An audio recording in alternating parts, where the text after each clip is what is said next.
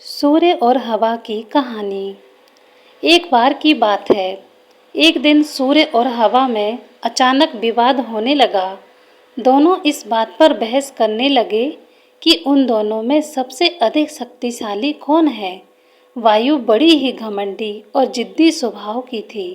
उसे अपनी शक्ति पर बड़ा ही गुरूर था। उसका मानना था कि वह अगर तेज गति से बहने लगे तो बड़े बड़े पेड़ों को उखाड़ सकती है। उसमें मौजूद आर्द्रता नदियों और झीलों के पानी को भी जमा सकती है। अपने इसी घमंड के चलते वायु ने सूर्य से बहस करते हुए कहा, मैं तुमसे ज़्यादा शक्तिशाली हूँ। मैं चाहूँ तो किसी को भी अपने झोंके से हिला सकती हूँ। सूर्य ने हवा की बात मानने से इनकार कर दिया और कहा, बड़े ही शांत तरीके से कहा, देखो, कभी भी अपने पर घमंड नहीं करना चाहिए। हवा यह सुनकर चिढ़ गई और खुद को ज़्यादा शक्तिशाली बताती रही। इस पर दोनों आपस में बहस कर ही रहे थे कि उन्हें तभी रास्ते में एक आदमी दिखाई दिया। उस आदमी ने कोट पहना हुआ था। उसे देखकर सूर्य के मन में एक योजना आई। उसने हवा से कहा, जो भी इस आदमी को उसका कोट उतारने के लिए मजबूर कर देगा, उसे ही अधिक शक्तिशाली माना जाएगा।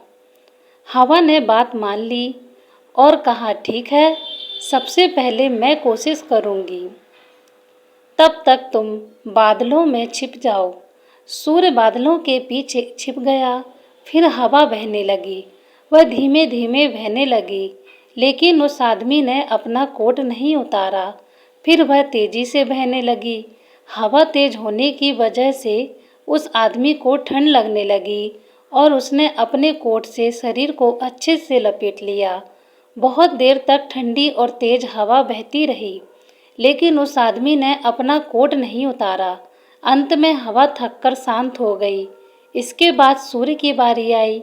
वह बादलों से बाहर निकला और हल्की धूप करके चमकने लगा। हल्की धूप होते ही उस व्यक्ति को ठंड के तापमान से थोड़ी बहुत राहत मिली, तो उसने अपना कोट ढीला कर दिया। इसके बाद फिर सूर्य तेजी से चमकने लगा और तेज धूप निकल गई। तेज धूप होते ही आदमी को गर्मी लगने लगी और उसने अपना कोट उतार दिया। जब हवा ने यह देखा तो वह खुद पर शर्मिंदा होने लगी और उसने सूर्य के सामने अपनी हार मान ली। इस तरह घमंडी वायु का अहंकार भी टूट गया। इसलिए खुद की योग्यता व ताकत पर कभी घमंड नहीं करना चाहिए, क्योंकि घमंड करने वालों की कभी जीत नहीं होती। दोस्तों, यह कहानी आपको कैसी लगी कमेंट कर ज़रूर बताएं और चैनल को सब्सक्राइब करना ना भूलें। धन्यवाद।